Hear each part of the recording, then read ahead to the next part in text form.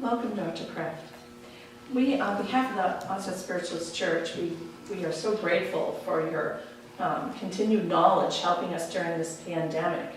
We're grateful that you were able to, work with us so that we can better meet the needs of our community. And one of the things that we realize during this time is that so many people are in need of some knowledge. And not everyone knows about your background, so we're curious if you could give us a little bit about your background. I'd be happy to. I'm a clinical psychologist. I work with people in psychotherapy, and this summer is going to be 4 decades that I have worked with people in clinical psychology. People over the years have taught me much of the information that I present in these videos. When I was in graduate school, there was just really a minimal amount of information that was presented to us directly on the emotions. Since then, a lot of information has come forward in the field that we now call emotional intelligence. Before that, I was a school teacher. I've taught on all levels. I started out teaching primary school, then junior high school, then high school, and when I went back to school in psychology, don't you know, they put me to teaching the undergraduates introductory psychology. Isn't that interesting? You've got a wonderful background, and in the community we have linked together, and knowing that you have this wisdom and knowledge and working with folks. I myself work for a nonprofit agency that helps victims, and victims always experience post-traumatic stress, yes, anxiety, trauma, all of that. So myself working in the schools, and after talking to you and listening to you and your knowledge, I was thinking, oh my gosh, this is amazing. This could be so helpful within the schools, because most of the kids that are in my support groups and things like this have anxiety, trauma in their life. Sure. They suffer post-traumatic stress disorder. So my excitement in talking with you was like, how would you suggest, or what could you do, or what would you want to do, or what would you suggest to our communities of schools to best help their students? Yes, that is my most specific area of interest and expertise. Emotional intelligence in the schools. Teaching young people the same principles, the same strategies that we're covering in these videotapes. You know, it's interesting that to this day, we talk about mental health issues. We're thinking of it in terms of our traditional way of thinking, which is mental health. Health teachers in particular in the schools, and sometimes school counselors, school psychologists, that's their field, the mental health of their students. However, it's what everyone shares in common is our human emotions. And it's emotions, emotional health, that is my most specific area of expertise. How to raise emotionally healthy, emotionally open human beings. These videos are necessary at this time because the vast majority of adults today who are going through this pandemic have had little or absolutely no instruction anywhere along the line about how to constructively recognize, handle, and address their emotions. And this is the one area that has just been so enlightening to us. The knowledge that you give, it's what we don't know that hurts us. And so, instead of people, there's a word, anxiety or trauma and stress. We know it's a zing to us, but to really know your information, to really know that it's a thought. It just so syncs with what we believe in this church even. Thoughts are things. That is absolutely a revelation to a lot of people. In the 20th century, we took a very long time getting to a place where we collectively, humanity, were willing to think about our thinking. We just took our thinking for granted, and As far as the emotions were concerned, well, we might acknowledge butterflies in the stomach or something similar to that, but did not, the vast majority of people, until the end of the century, the late 80s and 90s, the vast majority of people didn't even realize that it's what we think in our heads about ourselves and our world that create our emotions. Yes, so this was, I just so hope everyone, listens to these, videos, because they're so informative, and it makes it more simple. And because when you hear about these words, it causes stress even, hearing anxiety or trauma or post-traumatic. Very true. And so it's just been such a gift to us with this knowledge. And one of many of the interesting things was about, when I was in college, I had some social studies and things like this, but you brought up a very good key that would be helpful to people right now about that we all need a community, yes. But yet we break off from that community. And I thought that was so informal, and that was information for people who are suffering out there because maybe they don't get along with their family members, or why aren't they as liked in their family unit as their other members, and it's what we don't know that can hurt us. Right. I want to go back to one of the first things you said. You used the word simple. The amazing thing about these principles is that if you look at each strategy I present one by one, it is genuinely simple, direct, straightforward. That doesn't mean it's easy. There you go. It's not easy because we did not learn these principles as children. We didn't grow up with them.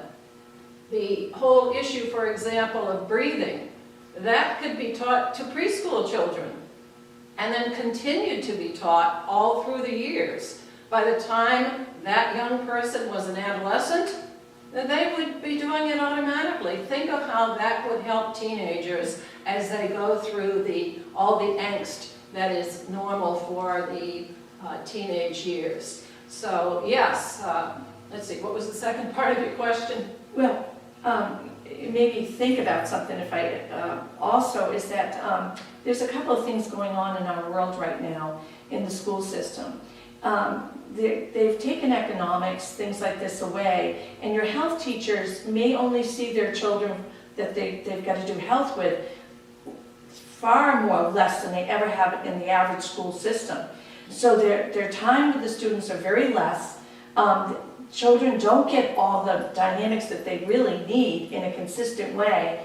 And I really thought when they started having the specialized schools that they would be able to implement more of these things. Yes. So for those out there that are looking for something to do, maybe we should start schools that will teach these. Yes, exactly. I've noticed over the years, from the time I was a teacher till now, it is an ever-present issue with school administrators to carve up the day and carve up the week in order to teach as much as society wants them to teach.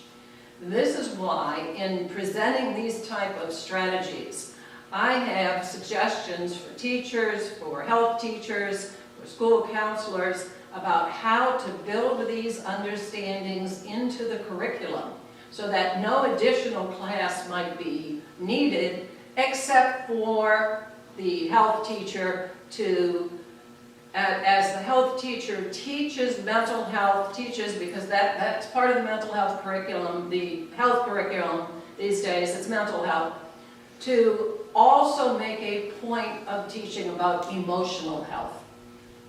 Very much so. Because, I see it when I go into the schools, that I can see it in the children's eyes when I talk about victims and certain situations that could happen to people.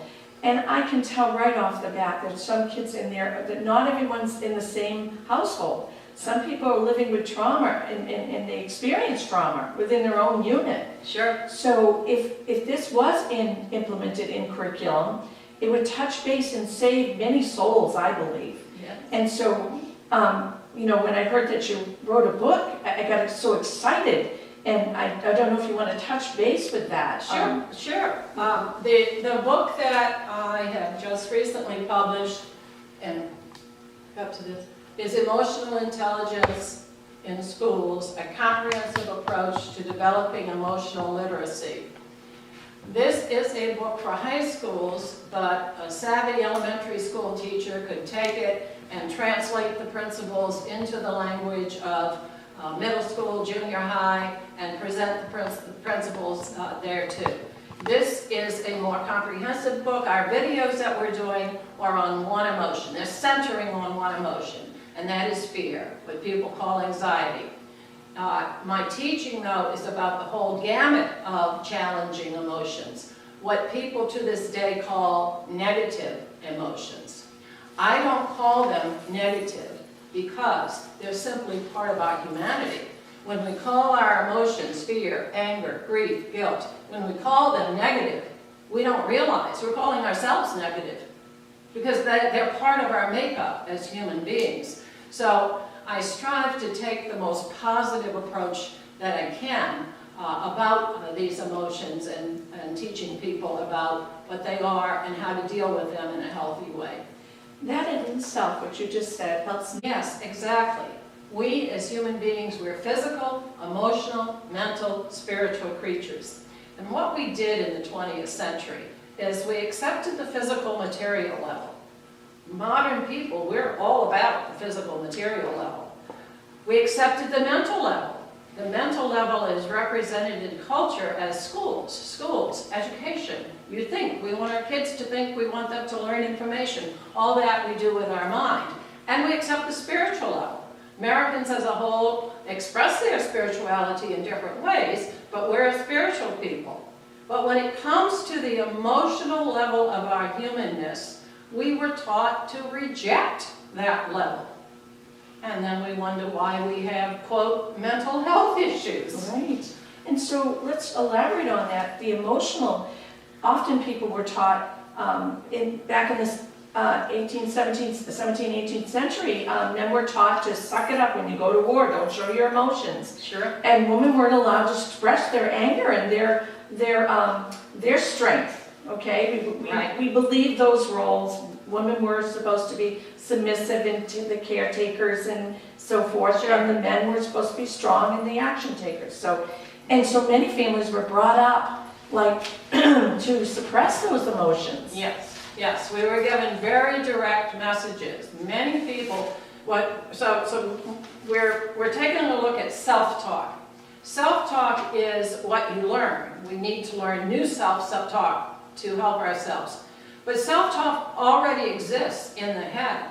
So many people have a piece of self-talk in their head along the lines of don't feel, or don't be emotional, or don't cry, or I'll give you something to cry about. This is actual self-talk inside the heads of many people because this is what they were taught. And that's why, to combat that, we want to begin to start practicing new self-talk, beginning with perhaps the words, I give myself permission to feel, or I accept the emotional part of me. That's so knowledgeable and so helpful. What you're giving us is just so important, and again, I hope people are listening and share this. The other part of it that made me think about the students and people that I've worked with, is that oftentimes they are ostracized from their own family. They don't have friends, or they don't feel they have friends. And during this pandemic, the people that, I think about people with addictions. Isolation is part of the disease. Sure. So here they are isolating, and we know that we know right now that the liquor stores are going up in sales 50% more, and a lot of people are now drinking more or whatever it may be, but the idea of isolation, maybe you can elaborate on that, and what if somebody tends to feel alone, and they feel that they can't even communicate with their family members. What do you suggest in areas like that? Yes, well, that is anxiety provoking because human beings are social creatures. It is unfortunate that the word social distancing was chosen instead of something like physical distancing, but social distancing it is. Yeah. So understanding that as social creatures, being connected in some way to other people is not an option. If the person is truly alone, isolated in every way, they are not going to be a happy person. It's interesting that even individuals who many would consider paragons of virtue, like for example, monks and nuns who spend their whole life praying, there's very few examples of hermits today. They have existed in past history, but a monastery, a convent, a group of spiritual people is by definition a community. They even call themselves a community of people. Because as human beings, we need that connectedness. Human beings may be full of anxiety, full of fear, simply for the reason that they are not connected and they do not feel connected. Now, as a spiritual leader, I know you believe, and I certainly believe, that everyone is always connected to the wider community, our community in heaven, and us on earth, we are connected. So even those who genuinely believe they are totally alone, don't have family, don't have friends, curled up on the sofa by yourself, you're connected to a wider community, to a spiritual community. We need some type of connectivity as human beings. It may be with physical people, with friends, with family, but it may also be with the wider community. So as we move excuse me, along in this pandemic, what I'm seeing a little bit more of, where I wasn't originally seeing, is a lot of people are getting a little bit more short-tempered and dismayed and wondering. As a spiritualist community, we talk about thoughts or things and how to keep that focus on what you want, not what you don't Sure. want. But even myself, I have to hold myself back from thinking about all the people that aren't doing well right now, that they don't have the money to pay their mortgage, they don't have money to get food and all of that. And for me, I have to kind of take my focus back to myself and say, just be aware of who I can help as I go along, to whatever I can help with. Yes, exactly. And sometimes that help doesn't have to be monetary. That help can be a call, some kind of, or drive-by, hello, I just, going by your house, I'm out here, hi, something like that. Yes, you mentioned irritation and substance abuse or substance use on the increase. And so to take the second one first, substances we put in our body interfere with the physical, biological process of experience and emotion. Real substances interact in our physical bodies and in our brains. I think most people who have been to a 12-step group are familiar with the idea of numbing your emotions instead of experiencing or feeling your emotions. So yes, that's going to be on the increase now. The issue is that because we, modern people, in ordinary times, never learned how to handle our emotions, how to handle our fear in a fully constructive way, well, of course we can't do it now. That's the usual and ordinary times 100. So yes, it's very difficult. Yes, it is. And the fact that, many people have been traumatized. This is a trauma. It is. 9/11 was a trauma. There have been many traumas in our world, and just to share with folks that you know, just to share, you know, I just lost my mother, and I tend to be, you know, strong, you know, keeping strong about things, but, and I connected with somebody in the family, and they said, oh, I'm doing fine, you know, everything's fine. So I'm thinking, God, how could they do fine, you know? And then I thought to myself, well, I was able to say to that person that I was experiencing pain, emotional pain, and in actuality, that was good for me. Yes, sure. Because I had lost my son, and I couldn't understand why I wasn't feeling it all. Yeah. So for those out there, we get numb Sure. through things. Sure. And although these videos are centering on the emotion of fear, in reality, one of the things I've learned from people, from working with people over the years, is that we, human beings, we're not compartmentalized. We speak of ourselves as if we're compartmentalized, but there are all kinds of interactions inside of us. So, two emotions that you briefly mentioned intersect with fear. You said people are irritated. Okay, yes, one of my future videos is going to be on the emotions of anger and grief and how we handle those and how that impacts fear. Again, in ordinary times, we have very little information in our adult heads about how to handle anger in a constructive way.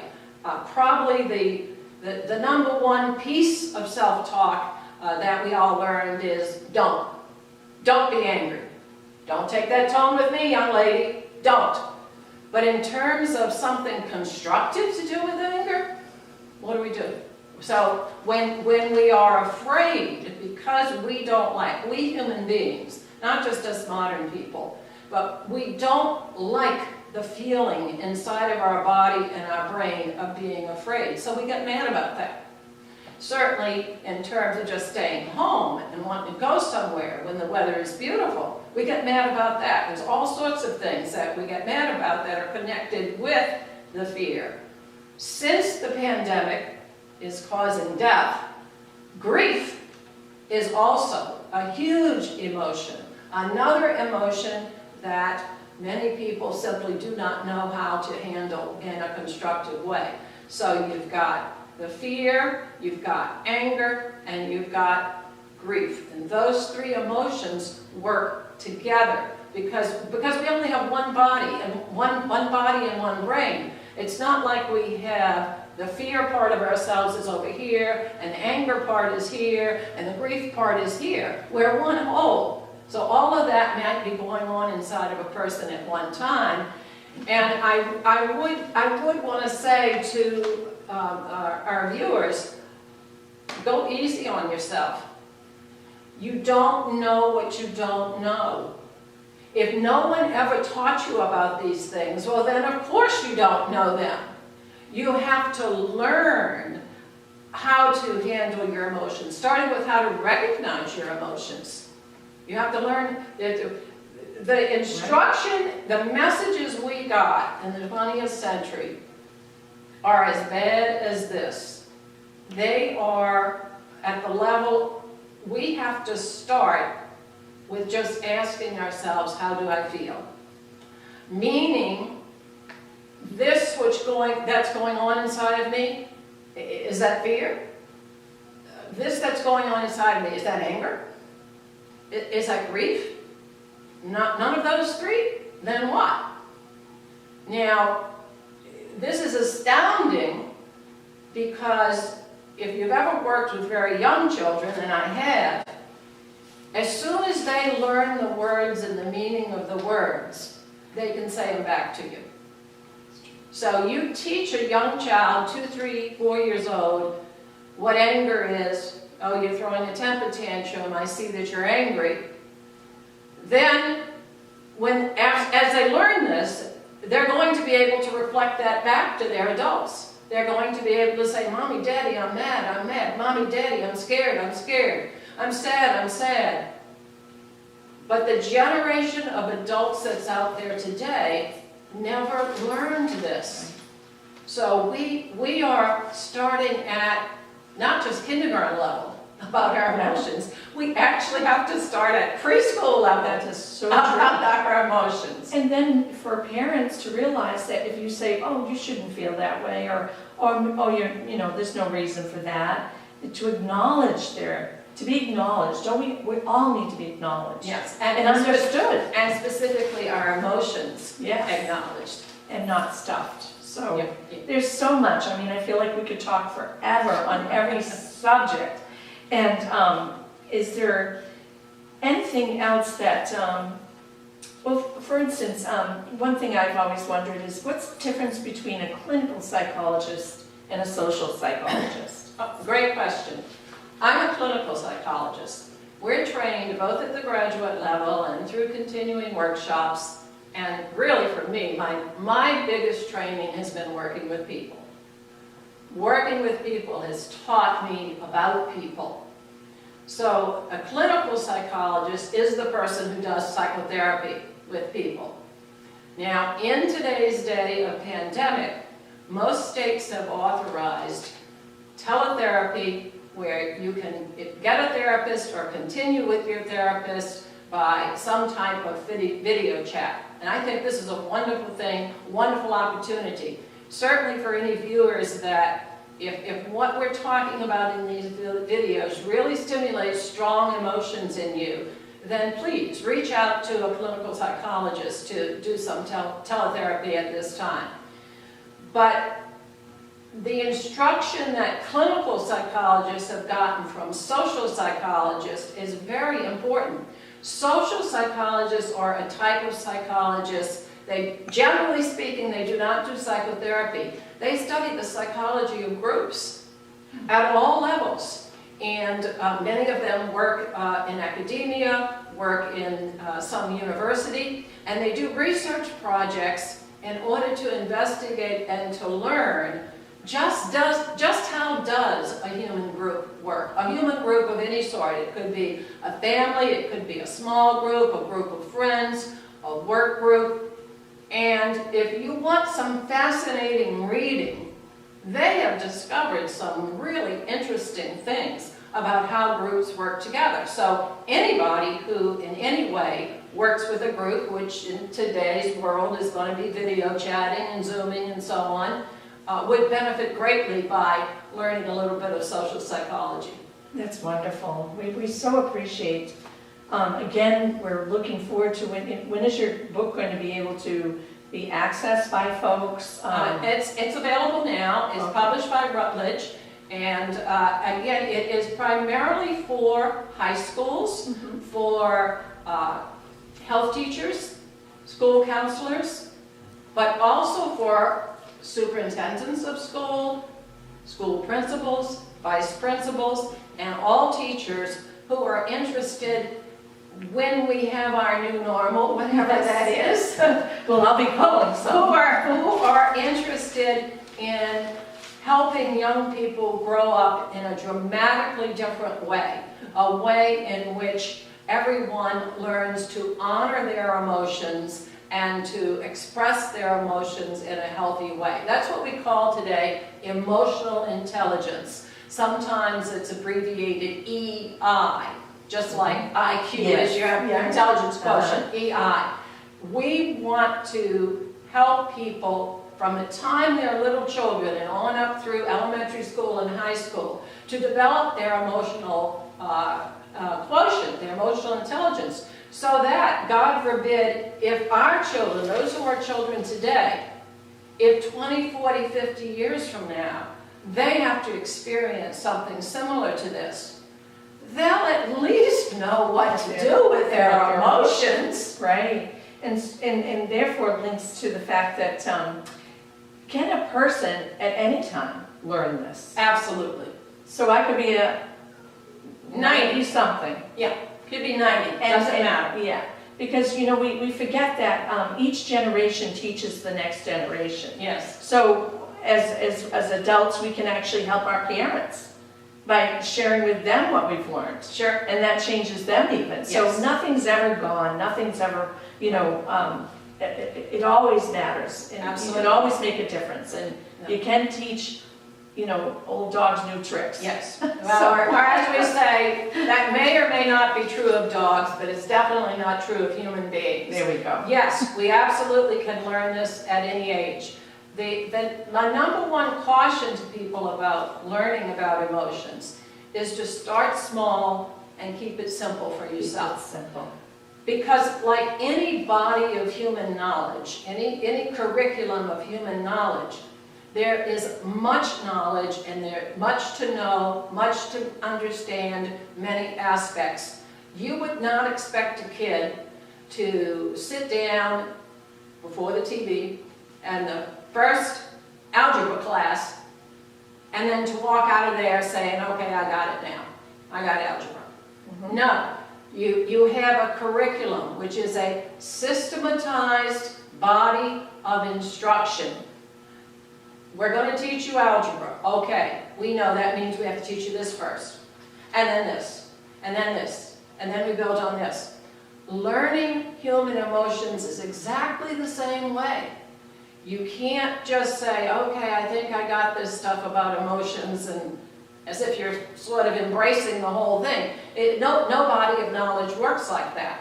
There's a reason why medical school is 4 years, and then to learn a specialty, the residency is another 2, 3, 4, or 5 years. Yeah. It takes time to learn all of the information that you need to have expertise in the same field.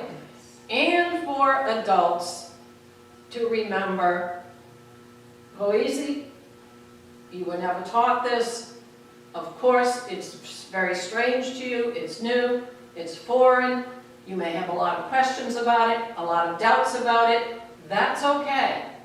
Pick one thing. I chose breathing as the first thing to present to people because breathing is a biological process. I sometimes tell people, if a doctor came to you, said, okay, I see you're anxious, I'm going to give you something to help calm you down, and the doctor put a shot in my arm.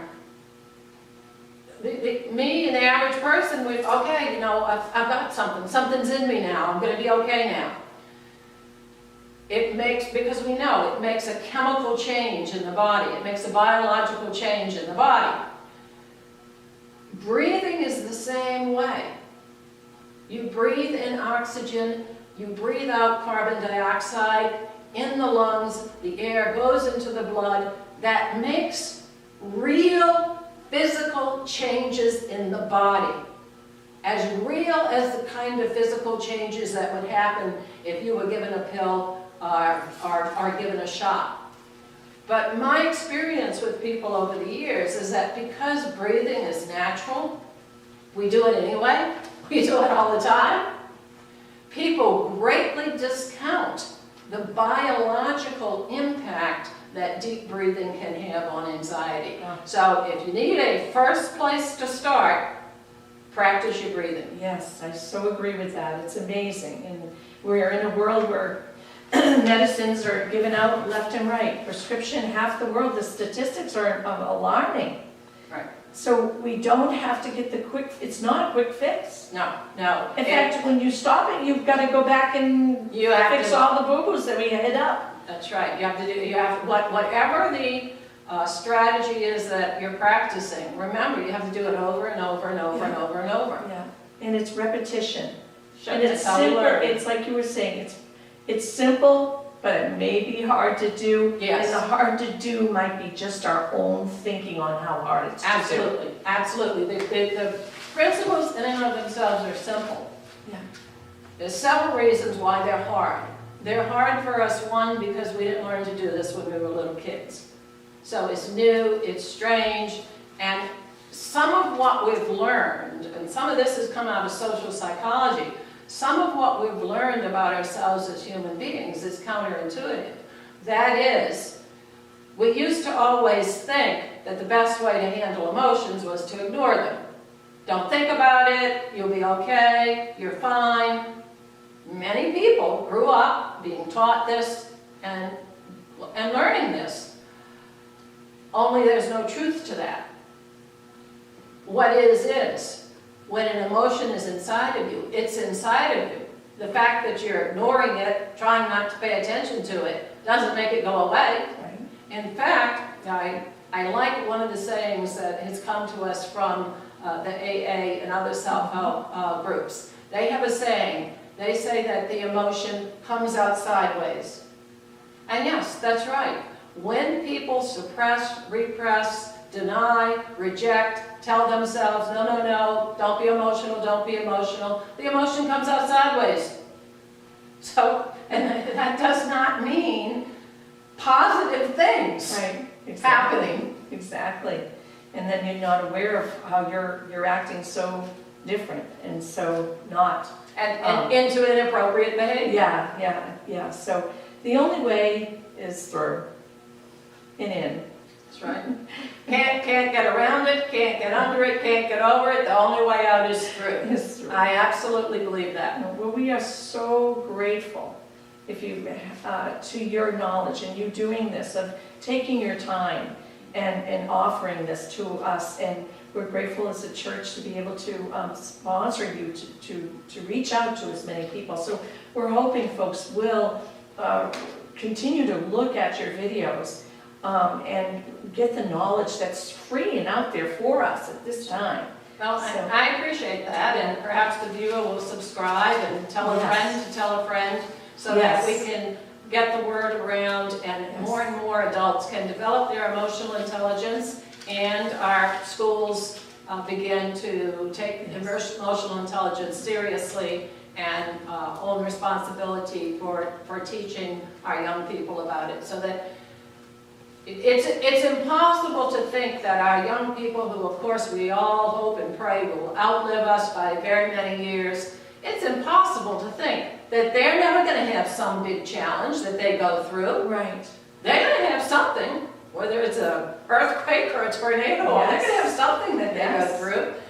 So let's prepare them Prepare emotionally to deal with even intense anxiety. One of my future videos is going to be about intense anxiety, and I will address it directly to doctors, nurses, those who are literally, as we say now, on the front lines, Right. but this will also be for everybody.